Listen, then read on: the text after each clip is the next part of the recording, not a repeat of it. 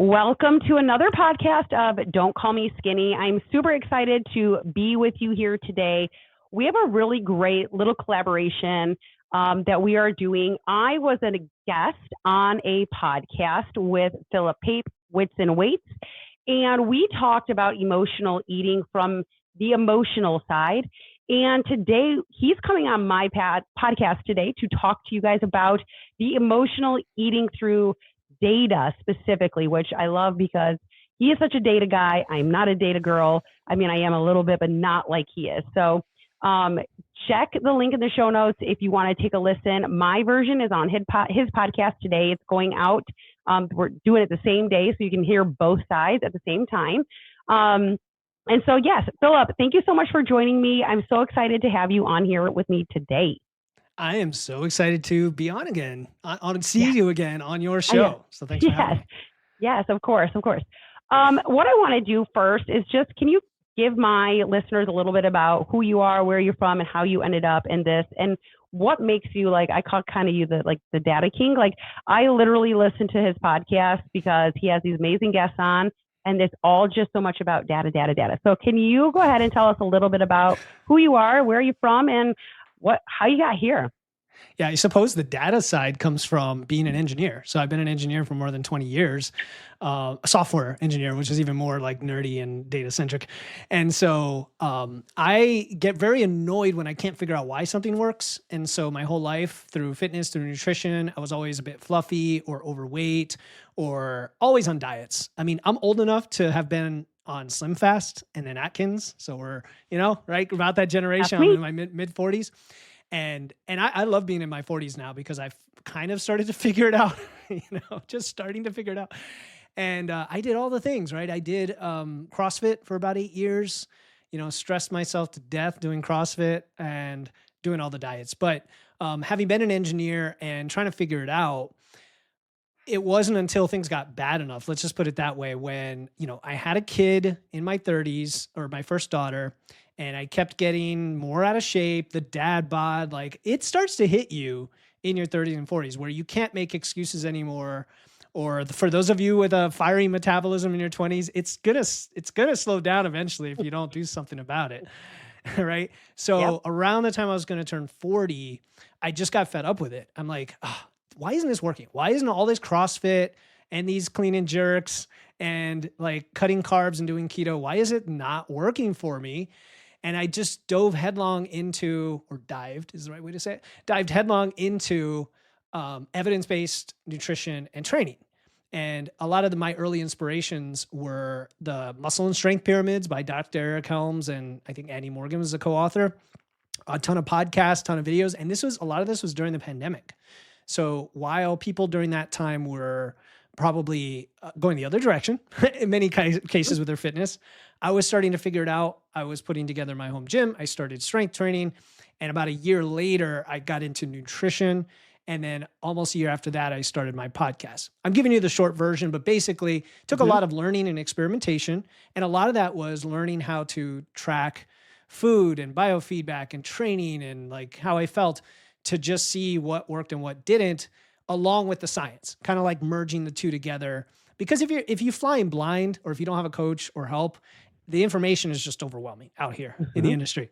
Even when you have 3 different people telling you and you trust them all, they're contradictory, right? Yes. So I finally like kind of started to figure it out. And then just to make this story not longer than it needs to be, guest on my podcast who was a power lifter, and she was a coworker. She asked me to take over her nutrition coaching like a few months later when her coaching was going to expire. So to get ready for that, I got certified and started working with free clients. And then through that process, figured out my systems, which are largely unchanged. They're definitely more efficient and effective, but they're very data centric systems. Whereas I know you get a lot into also emotional and psychology. That for me came much later. It wasn't my strength, but by working with clients, I became a lot more of an expert in those areas. So there you go. No, I like that.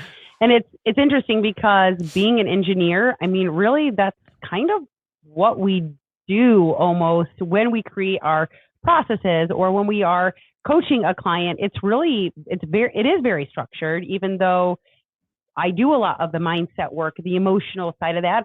That's still that's a structured element of this process, right? So I think that's cool how it kind of like you're parallel, like you said, like I'm an engineer, but like that's kind of like what we do for wellness, essentially. Like we're wellness engineers. I don't know. That's kind of cool. Yeah.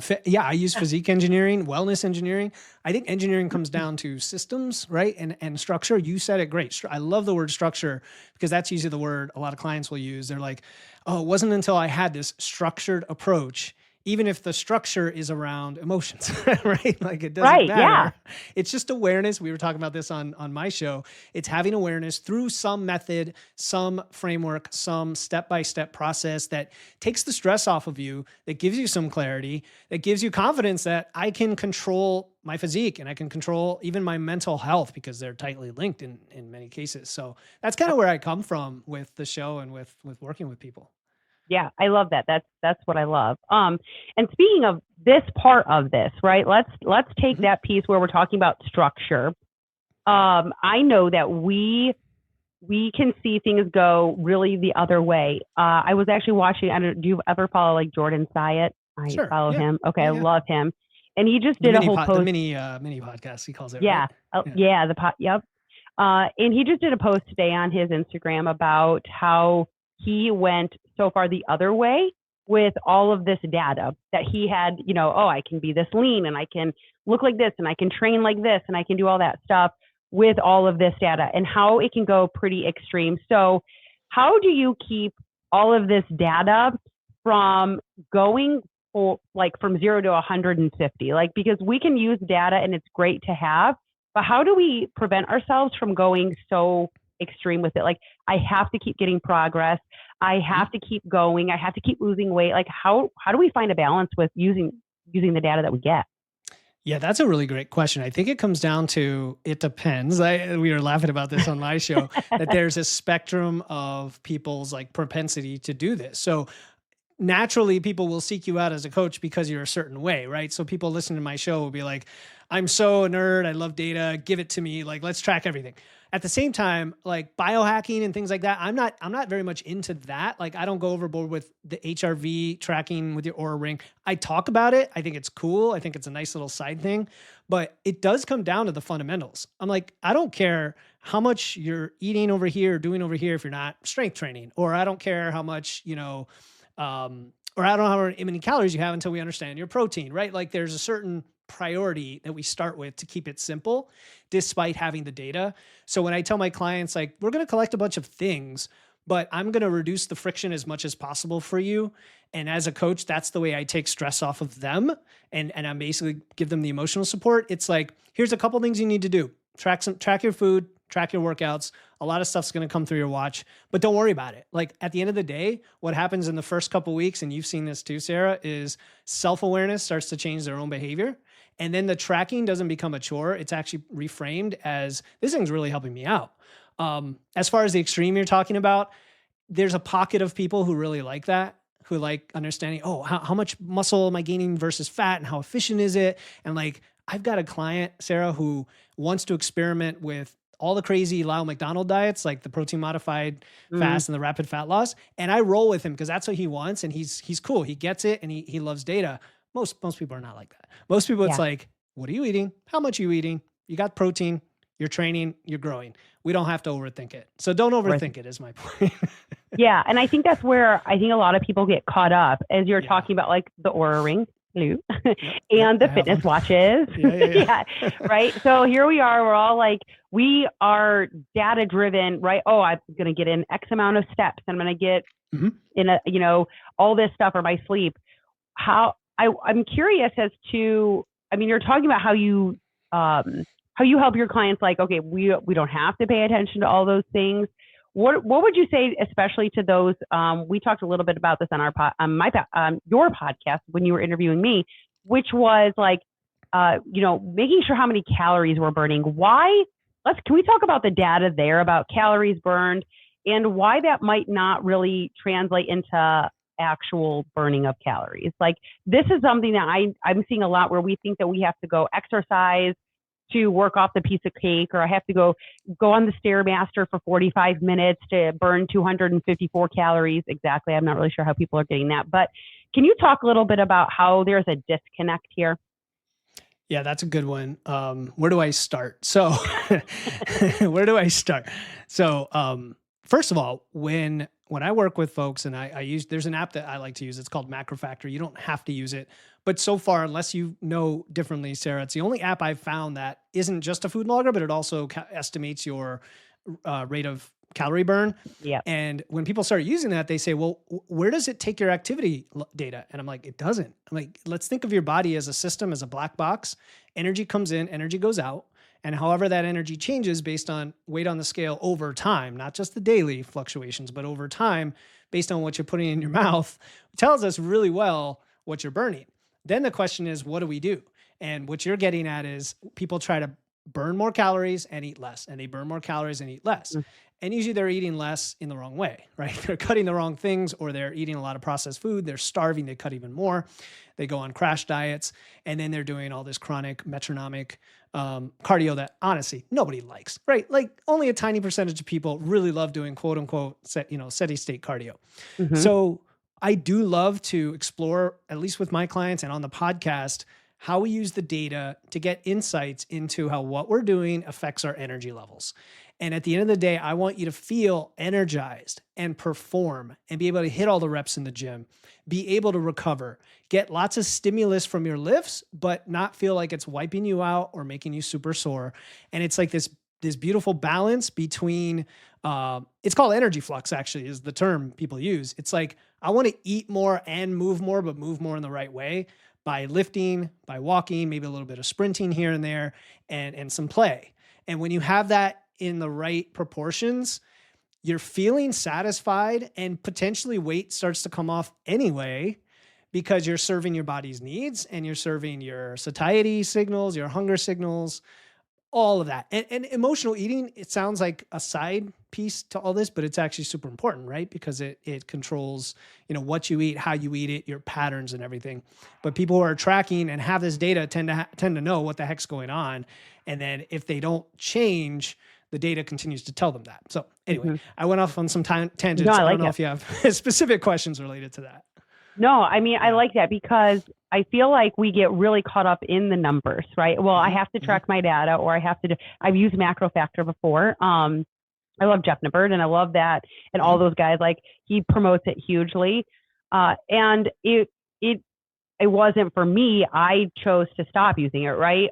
Because I would get really hung up. The data would actually make me then emotional. And I was like, I just really need to focus on what the protein is, what the fiber is, and what my overall calories are, because it almost was like almost too much data coming at me, personally, right? That's for me. So I'm curious then, leading out of that, like, let's talk about how, when we have so much data coming at us, how then do we know what decisions we're supposed to make? How are we supposed to know, what do I do with this data? Now, obviously, with that data, your clients have you, right? But a lot of people don't know what they're supposed to do. Okay, so now I am feeling wiped after my workouts. I don't have any energy. I'm sleeping like absolute dog crap. Like, what do I do now? And how do I know where I'm supposed to go from there? I mean, I do think there's a bit of skill involved in understanding patterns of the data. And that's why, data on Star Trek always got at people for not calling them data. Anyway, are we British? Are we American? It doesn't matter. Okay. Well, it's funny because I started out saying data and now I'm saying data, and I don't know. I do that too. So, which is plural for datum, which nobody uses datum. We always say data as if it's singular. Anyway, that's me being a nerd. Here's a good example. If someone, like, say, listens to my show or goes into my Facebook group, and I can tell they're completely lost, right? Like, total babe in the woods, the type, right? Like, and this is no insult to anybody. If you're listening, you're like, I don't know what to do. Great. Listen to our podcast. You'll learn. But I try to think of it, education process. Like, when you learn a new instrument, you don't start by playing Mozart, right? You start by playing a single note. And so what is their single note? Well, their single note's going to depend on what they do know already or do not know, what they're willing to do, what's accessible, So I'll do these like free calls with people and get on, and they're like, I want to talk about training. I want to talk about nutrition. I got to do this. I got to do this. I got to do this. I'm like, take a breath. Like, Right. what's the gap of awareness you have right now that would be easiest to solve as low hanging fruit? So ask yourself that question. I think food is a good place to start if your concern is nutrition. Mhm. And that doesn't have to be calories and macros like MyFitnessPal macro factor. It could just be protein. How are you eating protein with every meal, right? Super simple. Eating protein, fiber. If it's your training, are you training? Like, honestly, this sounds crazy, but if you're not training your 3 days a week or whatever your, goal is, even if it's one, and you're not doing that consistently, I almost don't even care about how you're training. Let's figure out your time management. Let's figure out the space in your schedule. Let's figure out like how important this is to you. What's your why? Right? So long story short, it doesn't have to be obsessive if you start small and then just build into that and get to the point of data that makes sense to you. Sarah, though, you have to be tracking something to measure it. Yeah. Right? You have to track it to measure it. Yeah. So you have to know. And I think that you make a really good point there. Like, people are so worried about all the, how much am I supposed to have? How many minutes a day should I be, training? How many minutes a day? Well, all this stuff. And you're like, can we just make sure? And you said, like, can we just make sure we're eating protein at every single meal? Sometimes I have clients where I'm like, do you know what a protein is? Fair point. Yeah. Like, do you know where there's fiber that's not in Metamucil? Yes. Like yes. We have to, sometimes it goes that far back. And I say that because it's okay not to know those things. Like, so many people that I know, they're like, oh, I talk about this all the time, but peanut butter, it's a protein. It's not a protein. And I'm like, it's not a protein, guys. Okay. It's a fat source. And that's what I hear all the time. Oh, but I'm eating eggs and sausage for breakfast. Awesome. Egg whites or whole eggs, and turkey sausage or pork sausage, because that's going to determine what we shift if we need to shift. So I think that you make a really good point of like, again, it doesn't have to be as complicated as what I think that just this industry has made it to be. And like moving on from that, I think that how would you say, this is leading me to another question though, but how would you say that the overconsumption of all that information, how does that tie into, how do you kind of go for, I don't even know what I'm trying to say here, the data versus the emotional? Like, how do you get somebody to move from like, okay, this is what we need, this is what the data says we need to do, but they're like, I can't get through that. I can't move past this, or I can't eat more food, or I can't get to the gym. Like you're talking about, like time management. Like, how do you get somebody to take that data that you're receiving from them, but they have this really big emotional block? Are you able to get them to look logically at this, or like, how do you tie in that piece of it? Yeah, that's a great question too, because I joke with people that my brain goes to logic initially, but a lot of people's don't. And like what you're suggesting is that you have the data, you've measured the thing, you've got some awareness, and now it's telling you something has to change. There's the what has to change, there's the how, and there's the how for me. Like, what's the thing blocking me? Yeah. And I am definitely big into understanding roadblocks, challenges, anomalies, and normalizing the fact that life is just naturally chaos in a good way. Like, it's naturally unpredictable. And if you're kind of that stoic philosophy that the vast majority of things are actually out of your control. And if you realize that and just control the things you can, I think mentally that's an easier way to tackle life, right? Like the obstacle is the way, so to speak. So if a client, now I keep talking about clients, obviously if you're listening and doing this for yourself, you have to go through this reflective process and be intentional. But it's like, identify the one thing this week that was the obstacle. Because if you wanted to do certain habits and you didn't, something prevented you. Don't blame yourself. Don't say that I just need to do it. Like we joked on my show, just I know what I need to do. I just need to do it. No, that's not it. That's not enough. Okay. Otherwise there'd be a million things I would never do if it was just up to willpower. Trust me. Yep. So what is the obstacle? And then you just have to be a detective and go back to root cause. What's the root cause? And sometimes it's deeper than others. And sometimes you need a tool or process like, let's reduce decision fatigue. If the issue was your friend keeps asking you to go out to dinner or to drinks at night, you have a lot of options. You could say no, or you can know that it's going to come and have your backup plan, your meal plan for that type of day, or your going to the restaurant strategy, or your whatever, your post-it note of how many drinks you're going to have. Like it's just thinking ahead with your past self, because we were talking about identity on my show. You talked about how your past self helped your current self. Well, everything you do today to plan ahead is an act of self-care for your future self. Meal plan, meal prep, strategizing. And having if-then statements or if-then strategies for these things is the way, in my opinion, to solve it. Because they're going to happen. They're going to happen. Yeah, I do that a lot. If this happens, then I'm going to do this. And I think that the if then is really powerful, because the if then can change if you need it to change, right?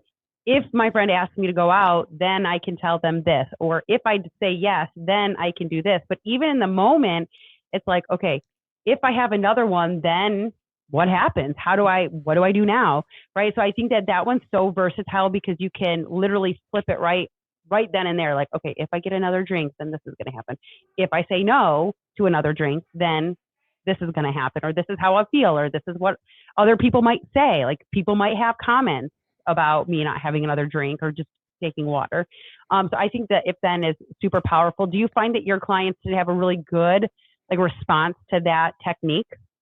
Oh, sure. Yeah. My clients are perfect and they love me and no, I mean, but honestly, I'm being honest too. I love that. I love that. I do, on my show, I joke about the coaching industry and myself, and we're not perfect, and no. You should never claim to be.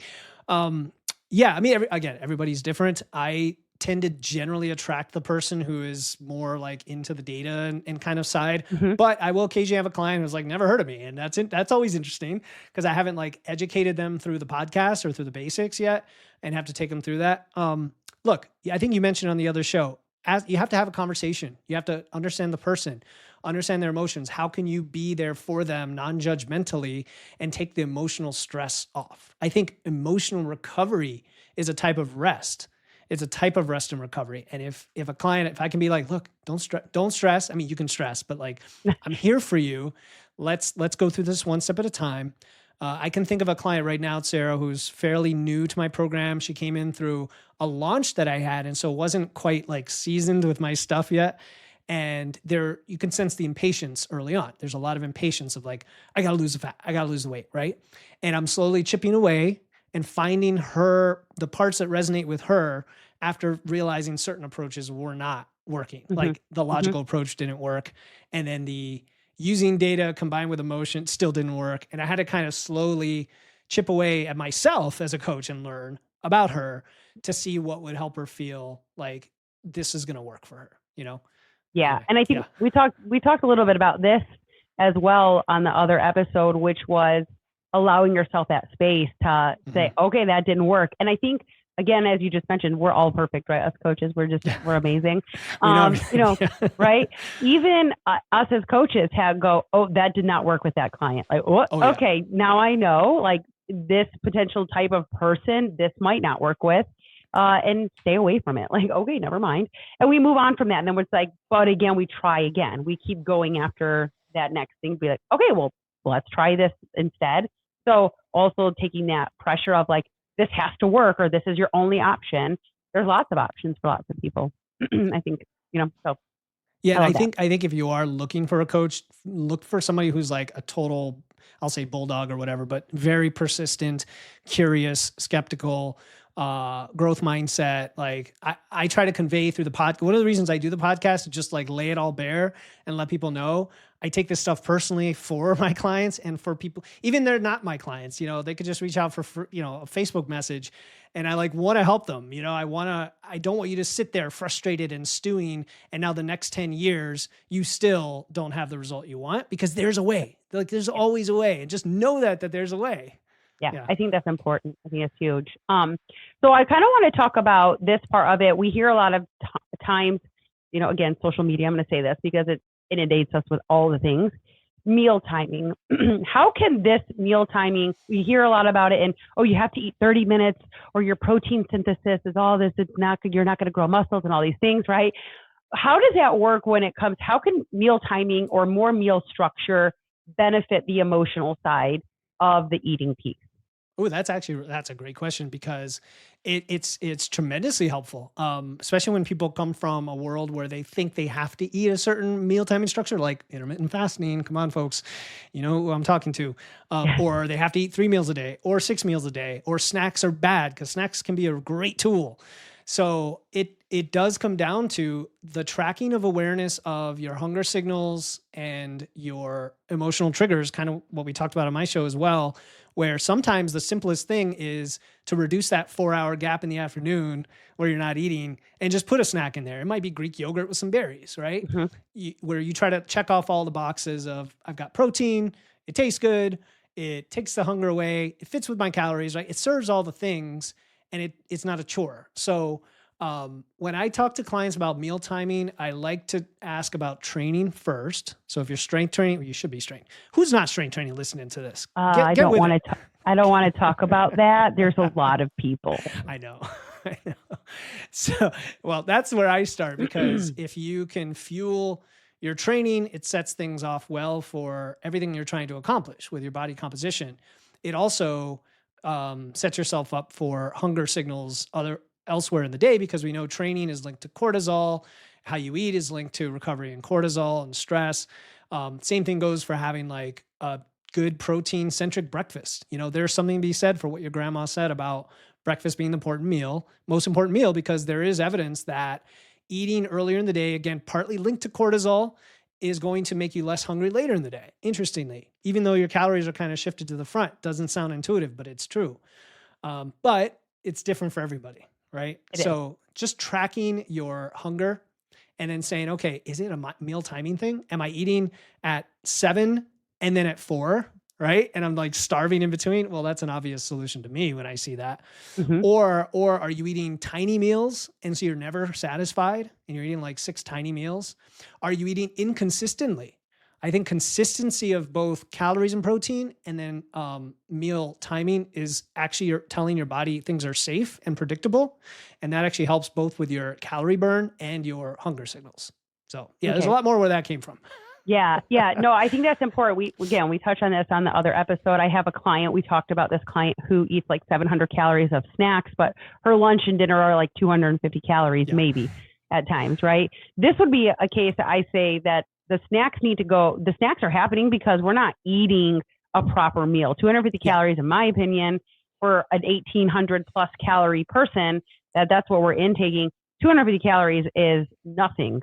And so I've advised this particular client to increase those meals and kind of, there's a couple of snacks that she has, is a cottage cheese and fruit. I think that's great. Like that's a great snack. And that's a great snack, like you said, between that lunch and dinner where it might be 4 to 5, maybe even 6 hours, who knows, depending on your schedule, right? I think that can be really beneficial. I've had another client who I worked with a while ago, and she was very successful on my program. And she realized that if she could get in about 600 calories at breakfast and it be about 40 plus grams of protein, so typically she would have some Kodiak cakes with some additional egg whites and some yogurt and some fruit and things like that. Like she really beefed up her breakfast. She was like, that was a game changer for me for the rest of the day. And I think people underestimate the process of try it, see what happens. And just go from there. Like it's all you're going to do is get more data and more feedback of this went well, this did not go well. Yeah. Right? I mean, this is where the dichotomy between having the information and knowing what to do with it is a good one. And again, where coaching can help, but even just being educated, I can think of clients who in a fat loss phase, for example, where things get a little more tight, right? The tolerances get tight, the numbers get lower and all of that, where the macro composition combined with the timing is very sensitive for that person, where if like exchanging some protein for carbs could be exactly what she needs to have all the energy, that the opposite being she's constantly feeling like in a low energy state, which then leads to emotional eating, even though the calories are the same. So like thinking about that composition, and it isn't always protein, right? If you get enough protein, you've got flex now to say, okay, protein, fats, carbs, which one goes up and down and toggles around.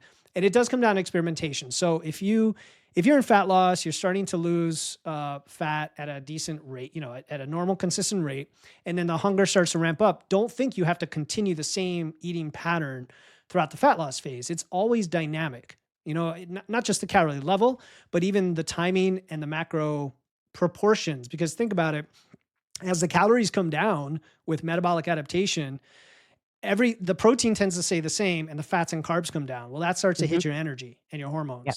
Yep. And if you have more than enough protein, I might say just give some of that protein to carbs and do it before your workout. And all of a sudden, boom, game changer. I can do another 4, 5, 6 weeks in the fat loss phase and feel roughly the same amount of hunger. And then I don't have binges, binging episodes. So it is all tied to emotional eating from a tool and data perspective in that way.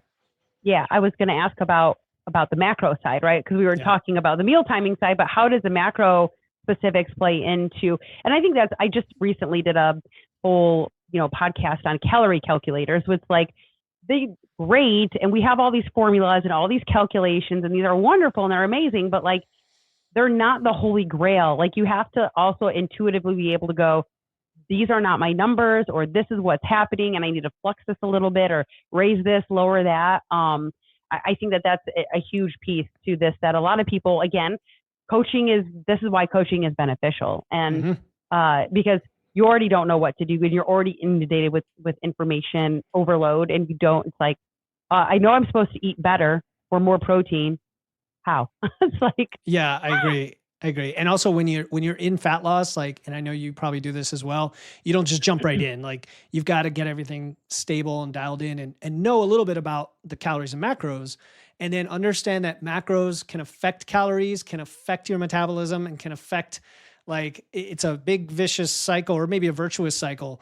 I'll give you an example, right? We know protein burns a lot more calories when you digest it than carbs, and carbs burn more than fat. So if you double your protein, if you just do this in a spreadsheet, you'll see, but the same 500 calories with much more protein, you're going to burn more of those calories, meaning your actual metabolism is slightly bumped up, even though the calorie intake's the same. And now you can be in the same deficit and eat more, or you can be in a bigger deficit and eat the same, which is a game changer. Now, if you have too much protein, now you're eating into fats and carbs, that could be a problem. So when you talked about macros, Sarah, I think of minimums.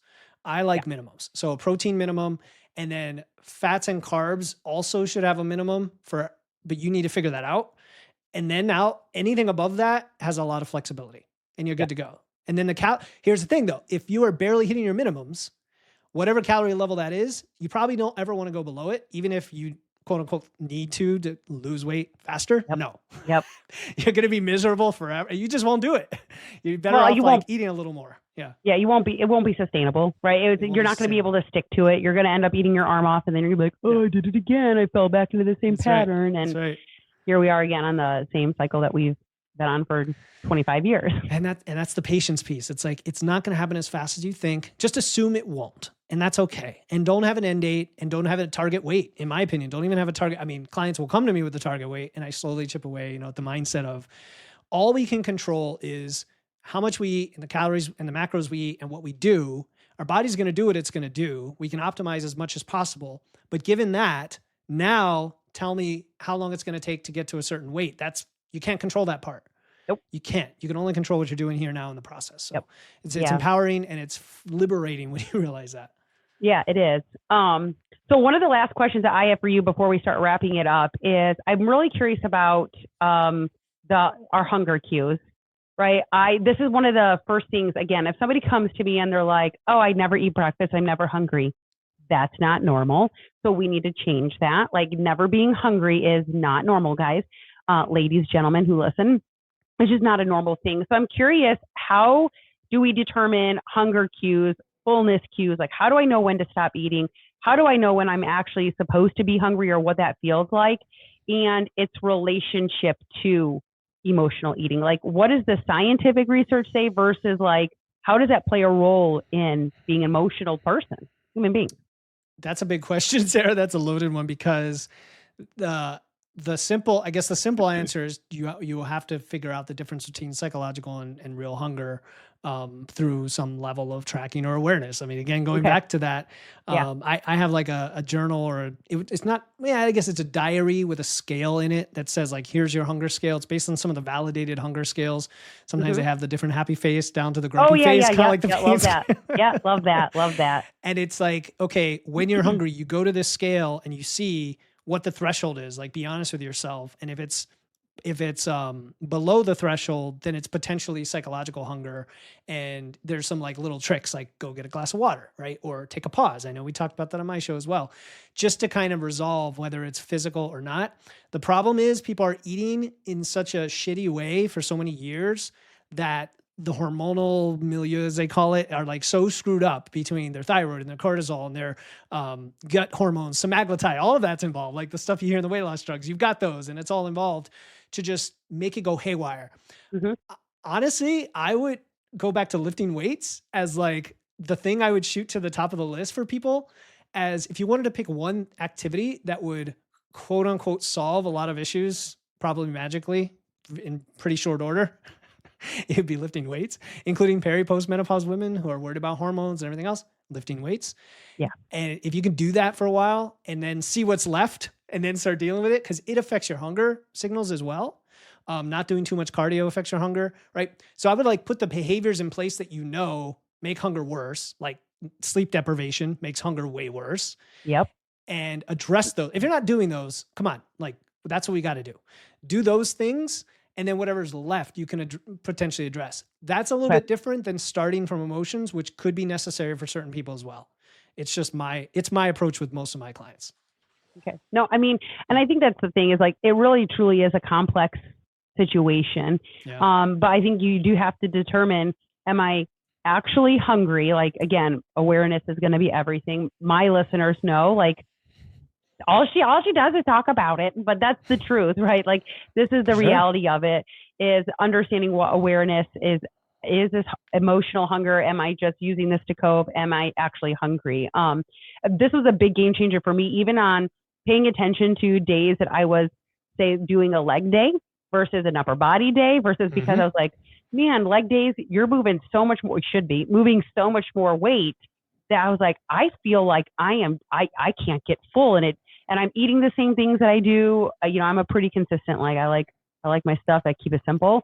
So I was like, I'm eating the same things and I don't know what's happening until I realized, like, I'm looking at my data in my logger for all my lifts. And I'm like, oh, man, that's a lot more weight than I lifted yesterday. Or man, I'm lifting way more weight than I'm lifting on leg day than I am lifting on, a press day or a pull day, even depending on if I have deadlifts, right? Or even noticing on those kinds of days where I'm doing more of my core lifts that it's like, wow, I'm significantly more hungry. So it's like I feel like we're afraid to learn about what our body's trying to tell us. It's constantly talking to us and we're like, shut up, just shut up. Like, it's like, true.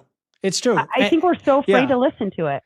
Yeah. And there's interesting situations like gaining weight to build muscle where, I'll have a client who's like gaining, and they're like, why am I hungry now? I'm up at 3,500 calories. Why am I hungry?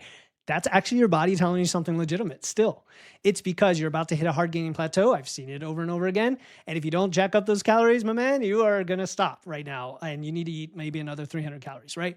So it is your body telling you what to do. And your example of training, it's interesting because there's a lot of talk about calorie cycling, carb cycling, stuff like that. And people want to overthink this stuff before they got the basics down. Generally, for most people, I found if you like eat before your workouts, if you eat consistently, if you get enough calories, the hunger signals generally work out for themselves to where you don't have to do all this optimization manipulation. The caveat is that once you've done that, your unique body may have patterns of hunger that you want to listen to within that. And so I'll see this in client data where they're always eating more on these 2 days of the week. It might not even be the weekend. And I'm like, what's going on here? And they're like, I don't know, I'm just hungrier. Or especially women with their cycle. Some women are a lot more sensitive. I've learned that, something I didn't know before I got into coaching. There's 4 phases, not just 2, and like how they all interact with. Yeah, it's called crazy and non-crazy, right? Yeah, right. Yeah. Somebody said the different people she is during the month. But yeah, even with that, and then what you got to do is say, don't fight it. Like lean into it and say, okay, I'm going to plan ahead so that those days are the ones that have more food. And that generally solves the problem. Like, stop fighting it. If you're eating mostly whole, nutritious foods, those are my thoughts on that. Yeah, I think, kind of back to the hunger cues, kind of like we have, like, I don't know. I'm 41, so I grew up in this, slim fast. I remember 7th grade, I told my mom, my volleyball coach told me I needed a slim fast before practice. No. That was just me trying to lose weight. Like, for real, that's what I did. So, but anyway, so I feel like that we have spent so much time, again, not listening, suppressing. You're not hungry. You don't need to eat. You just ate 27 minutes ago. What's wrong with you? Or you already had breakfast. You don't need anything else. And that's something my kids drive a lot of why I do what I do right now. And it's something I'm trying to teach them. Like, we need to listen to what our bodies are telling us. They're constantly talking, and we have spent so much time suppressing our hunger cues. No, you're not hungry. Or then we don't listen. It's like, well, I was full about 4 donuts ago, but I'm just going to keep going. So the donuts aren't a problem tomorrow. So, Sorry. Go ahead. No, go. No, it's a little bit of lag. No, and also if you think of our evolution, like, we are wired to seek out energy. Like, we're wired for it to survive. But the environment has changed massively, right? So we are now wired to get obese. We're wired to get obese in this environment.